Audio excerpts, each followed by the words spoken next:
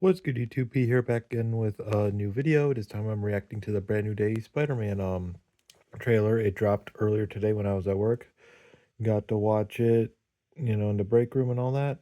I have Punisher, Spider-Man, and Hulk because they're all going to be in this film. So let's get into it. I can't believe our first hit in my thing. MJ, come on, pretend like you're not the happiest you've ever been in your entire life. I can't. So he's still monitoring Ned and MJ after the events of No Way Home, where obviously Doctor Strange made everyone forget that Peter Parker exists. So they know who Spider Man is, but they don't know who Peter is. And they don't know that Peter is Spider Man at all because of the events of that film, obviously. I knew it.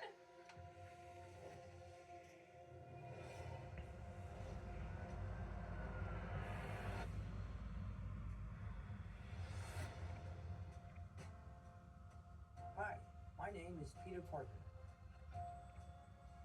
You don't remember me, but So it's still going to continue with him monitoring them, most likely to make sure that they're okay and not in harm's way, like what he did with Gwen Stacy in Amazing Spider-Man 2. Granted, that was the Andrew Garfield version, but still, he was doing the same thing, watching her, making sure that nothing bad happened to her because he still cared about her. And obviously, the Tom Holland version still cares about his best friend and his now kind of ex-girlfriend because of the whole mind wipe thing.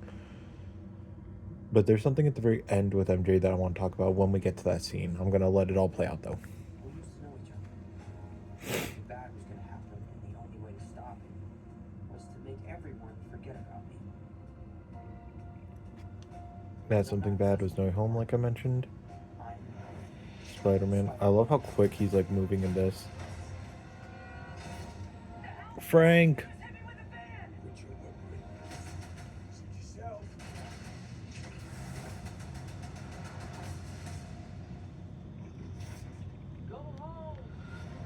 Alright, my boy Frank is in this movie, as he saw, aka Punisher, right over there. That's his Netflix version, not like the newer version, but still, it's still good to see my boy Frank, played by John Bernthal from the old Netflix and the new Disney Plus shows. Also, fun fact, Daredevil's dropping very soon.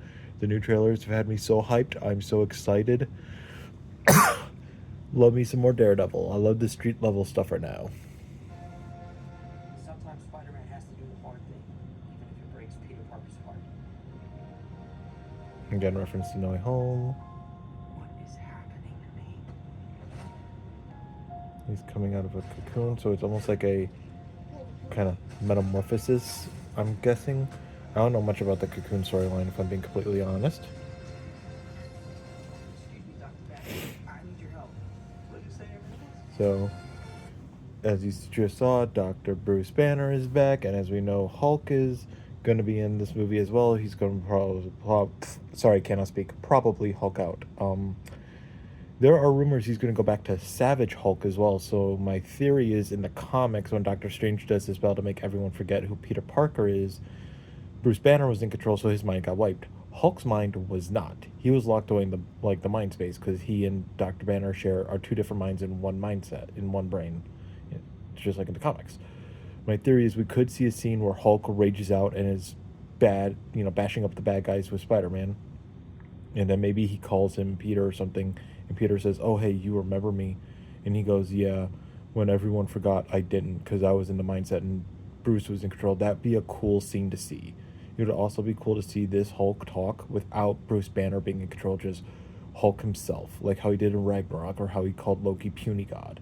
It would be cool to see him have that type of interaction with Peter and being like, "Hey, I remember you."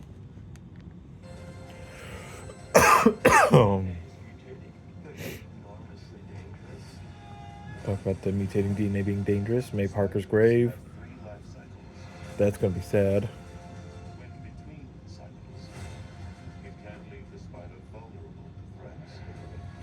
We are faced with a danger that we can't control. One we can't even see. Stay out of my way. Scorpion! You're losing it, kid. So I'll pause real quick. So that scene of Scorpion makes me happy just because the end credit scene of Homecoming, yes, Homecoming from like 2017, I believe it's 2017, teased that he was coming back. And then we didn't get anything until the new cartoon where he finally got the suit and now he's finally in it in live action. I just don't like loose threads like that, and they're finally wrapping it up in this film and giving him his suit and he's back. So I like that. I'm not. I do like Scorpion. I've read some things about him in the comics. I fought him in the Spider-Man game on PS4. He's a cool villain. Not my number one favorite, but it's still cool to see him come back and actually be a thread that's no longer loose, and it's finally like being brought back. No spiders who make it through. So that scene is very much like in Spider-Man PS4 when you're fighting Mr. Negative on his big old tank. Boomerang and Tarantula right there. The hand. Rebirth.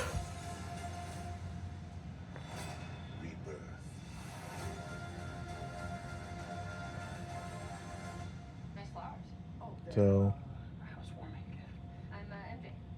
if you look closely on MJ, I'm going to zoom in. That necklace she's wearing is the same broken one from Far From Home when Peter gives it to her. And she's still wearing it. Yep. That's going to be sad when he goes home and remembers it. And she's like, maybe having a sense of realization. And maybe she touches it. Because she did have a little bit of realization at the end, No Way Home, where she kind of remembered him at the coffee shop. And the leaked script even said that there is. And I'm like, well, you could change her mind with the spell, but you can't change her heart. The heart wants him. She just doesn't remember it.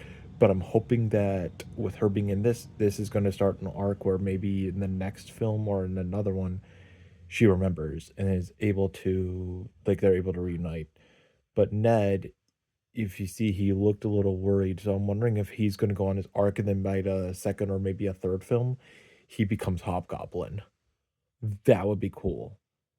He's worried that MJ's going with Peter and like their friendship's ruined and all that stuff because he doesn't remember the first three films because of the spell.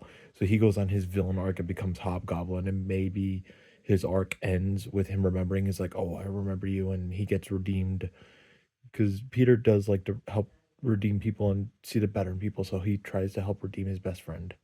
That would be a cool arc to see over the course of multiple films. Like this is the start of his villain arc.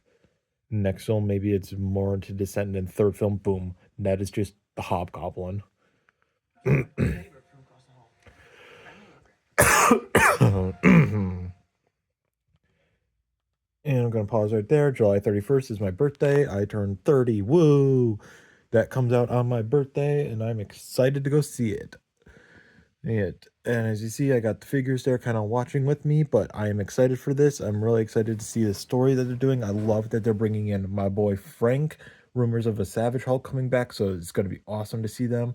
I hope a three-way battle with them versus a bunch of villains, like all the villains that we saw, is just like an army of them at the end. That would be cool to see. Will it happen? Who knows? The one dude who was narrating throughout it was also, I think, supposed to be Tombstone, and I'm really excited for him. I like him as a villain. I like the concept of him. I like his powers. I like his abilities. I think he's a cool dude. I liked fighting him in the PS4 game as well. But as always, be nerdy.